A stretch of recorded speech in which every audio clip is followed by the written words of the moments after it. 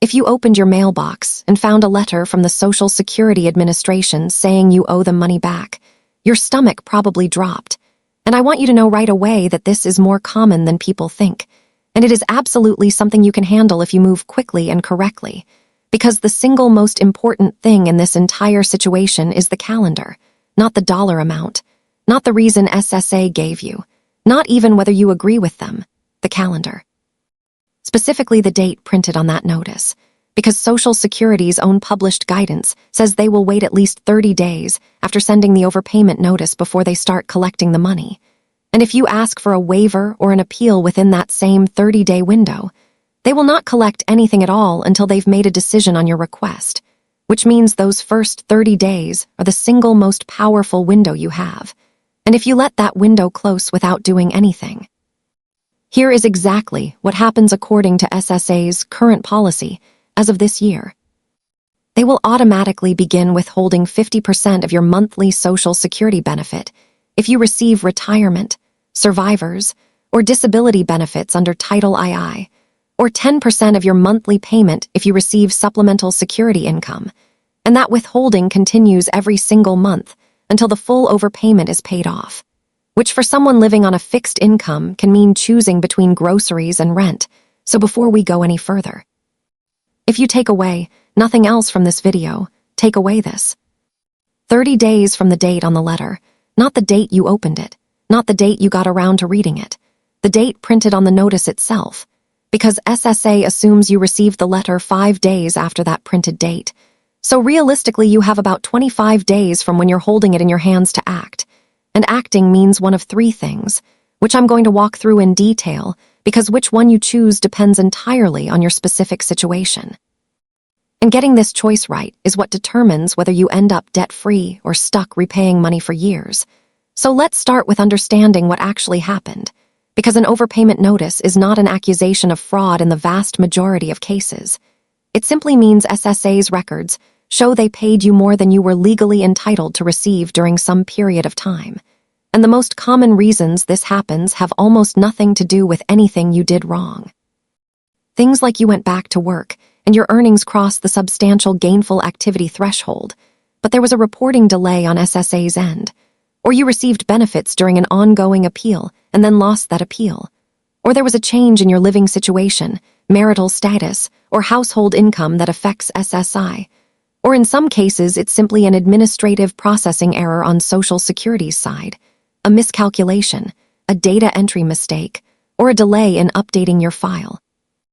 And the truth is that a significant share of overpayments are not the beneficiary's fault at all. They're the result of SSA's own processing delays, which matters enormously because fault is the very first legal test that determines whether your debt can be forgiven entirely. So read your notice carefully, and I mean every single page, because these letters often bundle more than one issue together, maybe a work activity question layered on top of a benefit rate recalculation. And small details buried in paragraph 3 can completely change your best next move. So take your time, read it twice, and identify 3 things. The total dollar amount SSA says you owe, the specific reason they're giving for the overpayment, and the exact date printed at the top of the letter, because that date is your countdown clock starting right now. And once you have those 3 pieces of information, you're ready to choose your path. And the 3 paths are an appeal, a waiver, or a repayment plan. And I want to explain each one clearly because people often confuse them and pick the wrong one, which wastes precious time. So first, the appeal, which is formally called a request for reconsideration and is filed using Form SSA 561. And this is the right path if you believe SSA is simply wrong about the facts. Maybe they double-counted your income. Maybe they used an old employer record instead of your current one. Maybe they never updated their system when you reported that you'd stopped working. An appeal is you saying the overpayment itself, or the amount of it, is factually incorrect. And here's the critical timing detail. You generally have 60 days from the date you're presumed to have received the notice to file this appeal. And if you miss that 60-day window, you lose your right to dispute the facts of the debt unless you can show good cause for being late, which is a much harder position to argue from.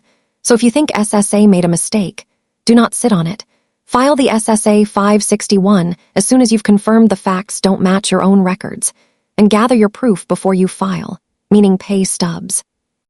Award letters, any correspondence with SSA, anything that supports your version of events, because your case is only as strong as the paperwork behind it. Second, the waiver, which is the path for people who agree the overpayment happened and the amount is correct, but who are asking SSA to forgive the debt entirely so they never have to pay it back. And this is filed using Form SSA 632BK. And to win a waiver, you have to prove two separate things, and you need both. Not just one. The first is that the overpayment was not your fault, meaning you didn't know, and reasonably couldn't have known, that you were being overpaid. And the second is that repaying the money would either be against equity and good conscience or would cause you financial hardship, which SSA defines in a specific way. They want to see that paying them back would prevent you from meeting your ordinary and necessary living expenses. Things like housing, food, utilities, medical care. So when you fill out the SSA 632, do not leave the financial section blank or vague. A half-completed budget section makes it look like you can afford to pay, when in reality you may not be able to. So list your income and expenses honestly and completely.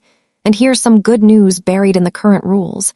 If your overpayment is $2,000 or less, SSA has expanded authority to approve what's sometimes called an administrative waiver, meaning if you're not at fault.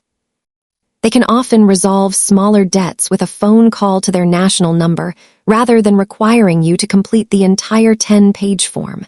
So if your overpayment is under that threshold, it is worth calling first before you spend hours on paperwork.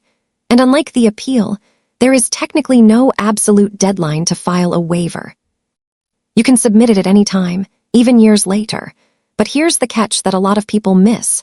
Filing within that first 30-day window is what freezes collection entirely while your waiver is under review. So waiting doesn't cost you your right to eventually get the debt forgiven, but it absolutely costs you protection from withholding starting immediately.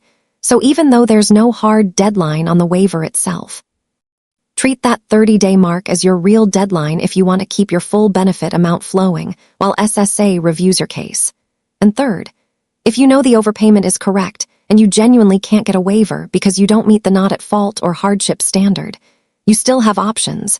You don't have to accept 50% or 10% withholding automatically.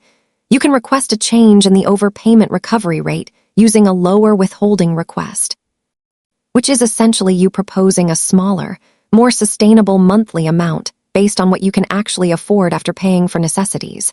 And to do this well, write it out like a simple budget. Show Social Security exactly how much you can realistically pay each month. And if your financial situation changes later and you can no longer afford even that reduced amount, call SSA immediately and ask to adjust the plan again, because these arrangements are not set in stone. Now let's talk about how to actually submit any of this. Because you have more than one option, you can call Social Security's national number. And when you call, be ready for hold times.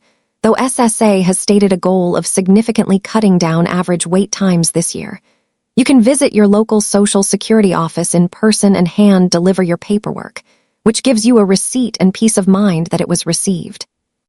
Or if your overpayment notice appeared in your online My Social Security account, you can often respond there directly, and digital submissions carry a real advantage.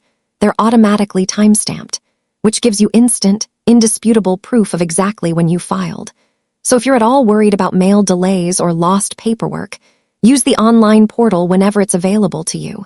And whichever method you choose, keep copies of everything, every form, every letter, every fax confirmation. Every note from every phone call, including the date, the time, and the name of the representative you spoke with. Because if there's ever a dispute about whether you filed on time, your own records are what protect you. Now, a few mistakes I want to warn you about because they trip people up constantly. Don't leave sections of the waiver form blank. Incomplete forms get bounced back or denied. Don't submit a request with no supporting proof. Your story needs documentation behind it, even if it feels obvious to you. Be careful with your wording when explaining what happened. You want to be honest, but avoid phrasing that could be read as admitting you knew about the overpayment at the time if you genuinely didn't, because that single detail is central to the not-at-fault test. And if your overpayment involves work and wages, understand that SSA will be comparing what you reported against actual payroll records. So make sure your explanation lines up with reality rather than what you assumed at the time. And I also want to be honest with you about when this becomes a situation where you should get professional help rather than handling it entirely alone. If the overpayment amount is large, if your ongoing benefits are genuinely at risk, or if SSA's letter uses language suggesting fraud or misrepresentation rather than simple administrative error. That's when talking to a Social Security disability attorney or an advocate makes real sense. Many of them work on contingency for disability-related cases, meaning you don't pay up front, and organizations like legal aid offices in your state, which you can search for at lawhelp.org, along with state protection and advocacy organizations that exist in every state, and SOAR-trained case managers who specialize in helping people experiencing homelessness navigate federal benefits. All of these exist specifically to help people in your exact situation, often completely free of charge. So if this feels overwhelming, you are not required to figure it out entirely alone. And I want to leave you with the single clearest possible summary of everything we just covered, because I know this is a lot of information delivered quickly. So here it is in its simplest form. Look at the date on your notice. If you can act within 30 days, do it. Because that freezes collection immediately no matter which path you choose. If you think the facts are wrong, file a request for reconsideration using Form SSA 561 within 60 days. If you agree the debt is real, but believe it wasn't your fault and you can't afford to repay it, file a waiver using Form SSA 632BK. And remember, there's no hard deadline on that form itself, even though acting within 30 days protects your current benefit level while it's reviewed. And if neither of those fits your situation, negotiate a lower monthly withholding amount rather than accepting the automatic 50% or 10% rate by default. And through all of it, document everything. Use the online portal when you can for timestamp proof. And don't be afraid to ask for free legal help if the stakes feel too high to navigate solo. An overpayment notice from Social Security is stressful. There's no way around that. But it is not a life sentence. It is a solvable administrative problem with clear rules, clear forms, and clear deadlines. And now that you know exactly what those deadlines are and exactly which form matches your situation, you are in a far stronger position than you were 5 minutes ago. So pull out that letter, find the date at the top, mark your calendar, and take the very next step today rather than tomorrow. Because in this particular process, today is worth more than you might think.